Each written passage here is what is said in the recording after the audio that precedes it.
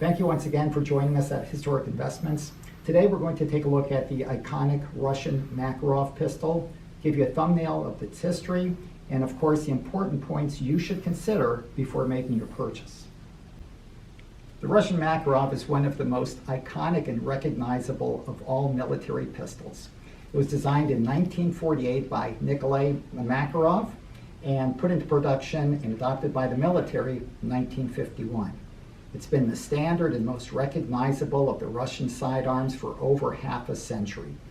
The copies were made, very close copies were made by Bulgaria, East Germany, and China, and pretty close knockoffs by Czechoslovakia, Hungary, and Poland. It's estimated at this point that somewhere, and these are very rough numbers, between 5 million and 10 million of these handguns were produced. And that's not a fact lost on Hollywood. Hollywood has literally made dozens of movies in which the bad guys are invariably equipped, especially if they're Russian bad guys, with Makarovs. And I suppose if the Russians were making movies about the United States villains would always be equipped with Colts or Smith & Wessons. But that's not here or there. Let's concentrate on the Makarovs. The Russian Makarov has long been looked upon as a symbol of Russian power, dominance, and influence, not only within China and its satellites, but in other areas throughout the world.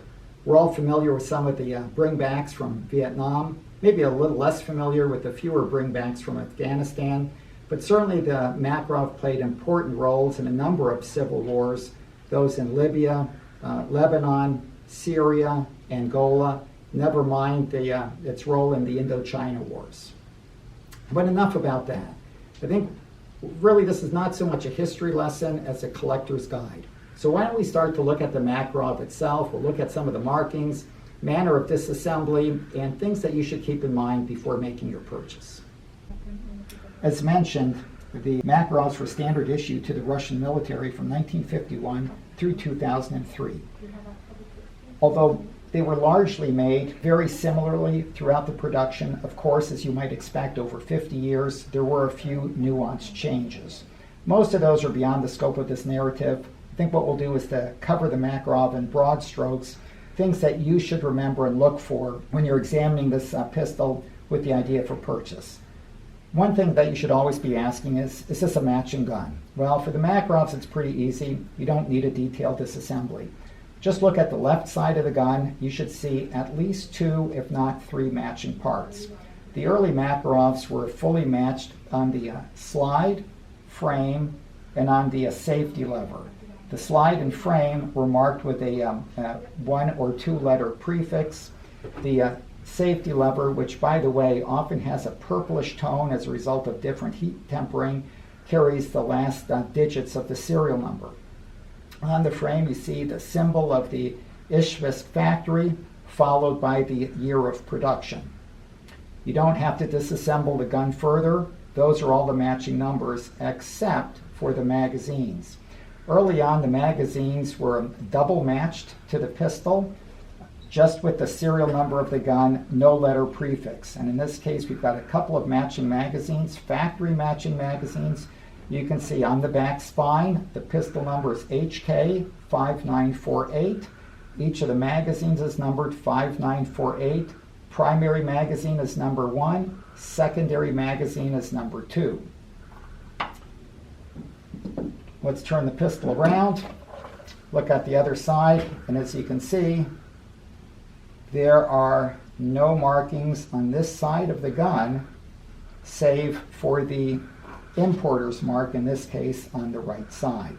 Many of these guns came in with Bulgarian pistols, and they were marked by the importer as such. Some of them came in with the German guns. This one came in, I guess, with other guns from Germany, so you can see Germany with the import mark. But what's key for the Russian guns is the easily identifiable Bakelite, model brown Bakelite grips, and of course the Ishvisk symbol. Obviously, if the guns have got the Cyrillic letters, that also makes identification much easier. The Russian guns were issued with a leather holster, marked on the inside, with a spare magazine pouch, and an unmarked but fairly recognizable cleaning rod. Okay, the cleaning rod is slotted near the tip. for the usual swab. It's got a little point on the tip, and here's a little projection to be used as a screwdriver. Here's a later but similarly matched example. This one is, and again, sometimes the Cyrillic letters don't translate directly into our alphabet system. So maybe this is an ER 0694. Again, the Ishevsk seal. This is dated 1966. It's got the purplish tempered safety, 2 matching magazines. But now when you look at the holster, this is not a Russian holster. This is a German holster, and it'll be marked differently on the inside. And as you can see, this particular holster does not have the provision for the cleaning rod. Let's take now a look at one of the very last guns, okay, that I have here for review. This one is PY2556, and again, it's matched. It's got the Ishevsk seal here, or symbol, and it's dated 1976. A couple of little differences, as I said. There are a number of nuanced changes throughout production. For example, look at the safety. This is the correct safety for a 1976 gun, and you can see configurationally it's slightly different than the one that was installed in 1966, and of course you can see that it does not have a serial number. That's correct. The next thing you should look for is the magazine. Ideally, you're buying a Russian military pistol, you should have a Russian-made magazine. Russian magazines will always have this little projection on the left side. Many of the guns that came with the pistols that were imported into this country, they were fitted with Bulgarian magazines. As mentioned, the early Russian magazines were stamped with the serial number of the gun, and whether it was the first, the primary, or the secondary magazine. Some of the later Russian guns will have electro-penciled numbers. That's fine. Many of the guns, though, were imported or are now seen with Bulgarian magazines. These are distinctly different. They don't have that ridge on the left side. And of course, all the Bulgarian magazines have got an electro-penciled number, usually on the left side of the magazine wall. Sometimes they'll be electro-penciled on the spine. One of the last things you want to check before making your purchase, or if you can't personally check, then ask the vendor, is whether the firearm functions properly with the supplied magazines. As mentioned, not all the guns were imported with their original matching magazines. Many of the Russians will have Bulgarian magazines. The majority work just fine, but you should ask nevertheless. With the magazine inserted, the slide should stay back upon a full retraction. And then once the slide is released to fly forward, moving the safety up will block the hammer and allow it to fall. And of course, one of the other things that you always want to check is the condition of the bore. Finally, if you have the time, opportunity, and interest, it's always a good idea to disassemble a gun before making a final purchase, or at least ask the vendor if there are any internal flaws. Disassembly is very straightforward, and as mentioned earlier, it's based on the Walther model PP. So we'll drop the magazine down, and of course you've made sure that the gun is unloaded.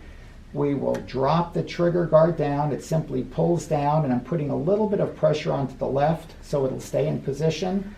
Draw the slide all the way back, lift it up, and bring it forward off the frame. As a salt blued gun, all internal surfaces are blued, and you'll see on this example the electro-penciled and matching 94 that was marked upon the transfer bar. Thank you once again for having joined us at Historic Investments. Hopefully you've picked up a few pointers that you can keep in mind before buying your very own Makarov.